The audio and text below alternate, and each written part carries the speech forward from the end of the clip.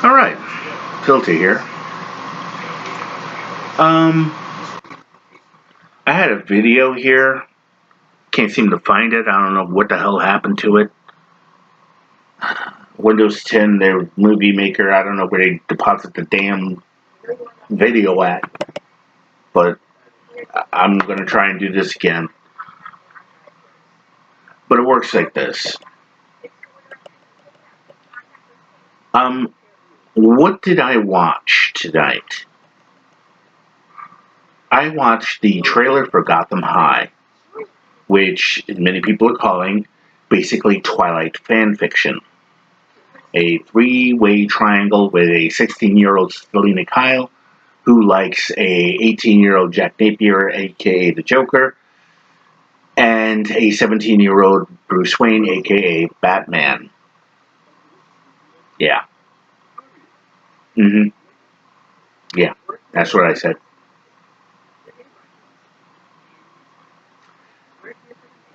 Internet aristocrat, or Mr. Medicare as he goes by these, Jim, described how gaming industry died a slow death.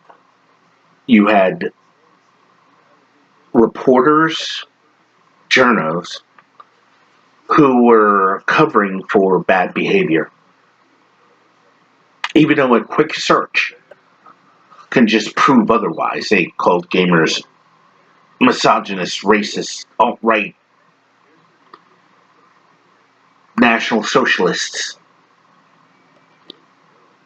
Then they started invading other IPs, which is what you see in a show like Batwoman, Supergirl, especially Batwoman. You know, the one simple line of dialogue would have changed that show completely. You know what it was? Instead of when Luke Fox shows her the bat suit and he says it's literal perfection, and she says it'll be perfect when a woman fits into it, wears it. That was the dumbest line I've ever heard. Not to mention the show. I gave up on a show like last year. I just couldn't take it anymore. It got cringy, using fake woke culture, and I like I said, I gave up on it. They did this with Doctor Who. Literally, Jodie Whittaker's seasons, the sci-fi elements, the adventure elements, were secondary to the preachy nonsense because they didn't want to hire sci-fi writers. No, no, no, no, can't hire that. You can't hire a thought-provoking sci-fi writer. But they said, let's hire poets, activists, people who write dramas, and we get really crappy episodes of Doctor Who. This is why, and if you watch it, if you watch it, Doctor Who, they needed to show capitalism is evil, Orange Man bad, Brexit, racism, misogyny, the list goes on and on and on. And in comics, fared no better. We got Ironheart, Riri Williams.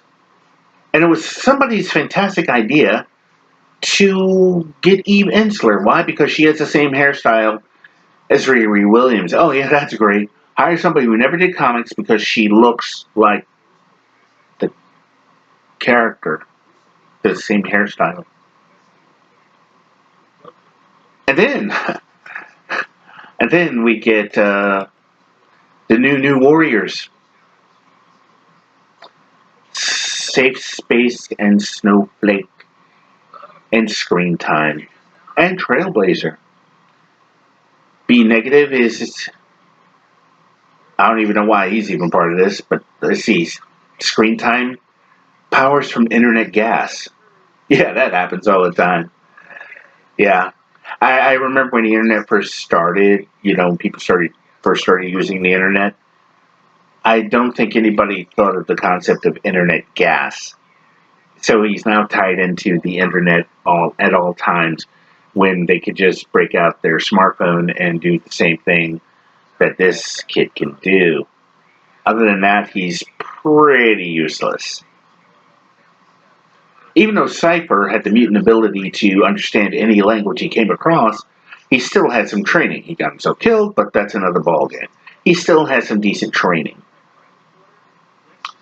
Then you have, like I said, Trailblazer, a morbidly obese teenager with a backpack that she can pull stuff out of her ass from.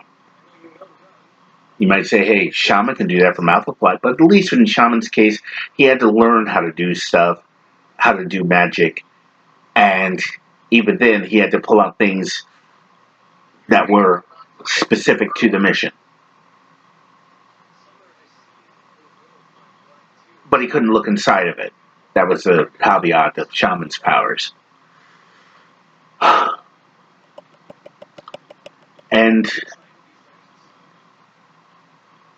of course, when you look at Trailblazer, I don't see how a somewhat morbidly obese teenager could be a superhero like that. I really don't.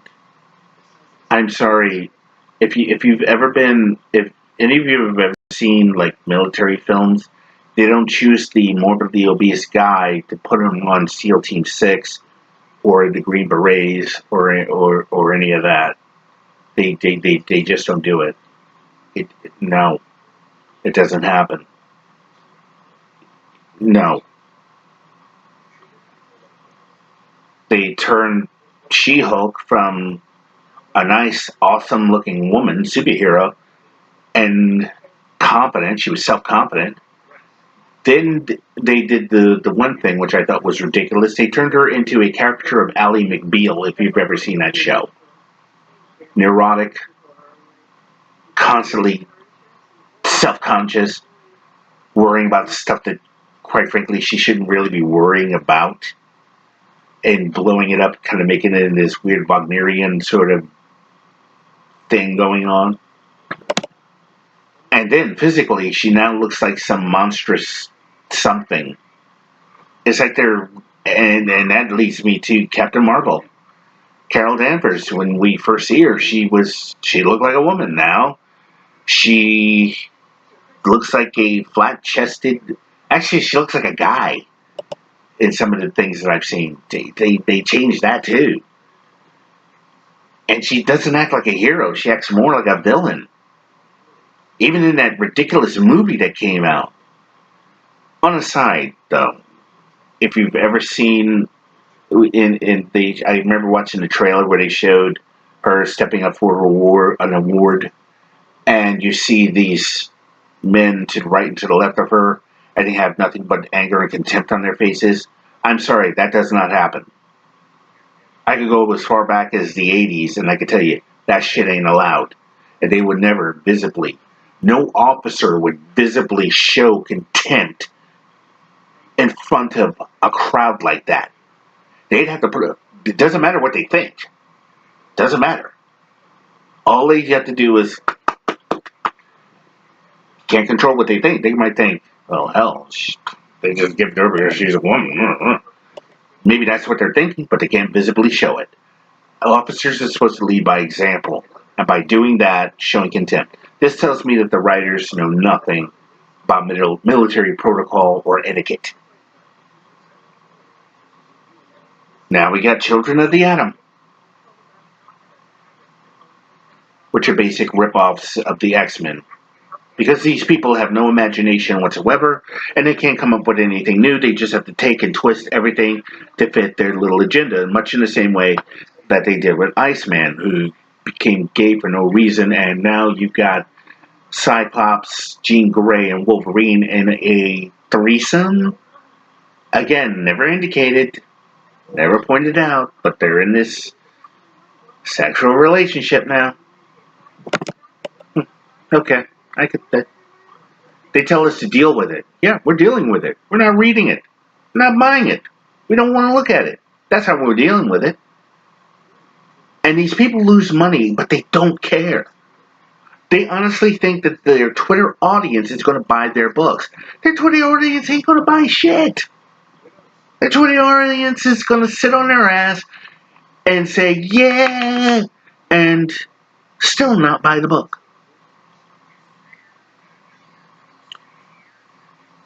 And with Children of the Atom, I noticed something. The Gambit clone looks like Vita Ayala. Much in the same way Ironheart looks like Eve Ensler, who writes for Riri Williams. And it seems like the only criteria to work at Marvel these days is to espouse your sexual identity and the color of your skin. We saw the warning signs. We saw it. They just decided to retcon everything, and they said, damn the customers, damn the fans, damn them all, screw them. We're writing for a new audience that doesn't exist. Now that brings me back to Gotham High. A comic nobody asked for, nobody wanted, but they're doing it anyway. And because of the, as some people call it, the beer bug, we get this garbage. You know, I watched Jeremy from Geeks and Gamers, and to watch him speechless, I was like, yeah, I don't blame you. In fact, if he would have broke down in tears over what has happened, I wouldn't blame him either for that either. Okay, I just wouldn't. Comics were murdered slowly, like when you watch Forensic Files, Snap, Deadly Women, when they try to get rid of somebody, the victim dies slowly through, like, I don't know, antifreeze poisoning, arsenic, or some of that other garbage. It was murdered slowly. We saw it happening, and nothing was done about it. Or, correction, things were trying to be done, but like most psychopaths, sociopaths, whatever, they just keep doing it. They don't care. They think they're going to get this check. But thanks to this pandemic going on, it's pencils down, and now they're going to have to move the hell on. And hopefully they'll move away from comics, because we don't need these people anymore. If the comic industry ever springs back to life, if it ever springs back to life, I can only hope that there is going to be a Jim Shooter type that will say the age of identity politics and comics are over. It's gone. No more. We're done. Go home, kids. It's over. We don't need to read a story about a young Bruce Wayne involved with a Selena Kyle who's in love with not just Bruce, but is in like also a pre-Joker. Jack Napier, a pre-Joker. We nobody asked for this. So I'm going to say this. Rest in peace, comics industry. It was good while it lasted. We had some good times, bad times, but then it became really worse times. So, goodbye. Rest in peace. And may God have mercy on the souls of the people that screwed it up. I'm Filter. I'm out.